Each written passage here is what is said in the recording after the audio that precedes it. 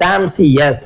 ஆமாங்க, music director சாம்சிஎஸ் வந்து ஒரு இப்ப வர படங்கள்லாம் பாடல்கள் தான் மியூசிக் டைரக்டர் போட்டுருவாராம். ஆனா பேக்ரவுண்ட் ஸ்கோர் மட்டும் சாம்சிஎஸ் கிட்ட வரணும் அப்படின்ற மாதிரி. முக்கியமா இந்த மாதிரி ரக்கடான படம், இந்த ரவுடிசமான படம், ரத்தம் உரைய வைக்கிற படம், கத்தி, அந்த மாதிரி வர விஷயங்களுக்கு சாம்சிஎஸ் கூப்பிடுறது.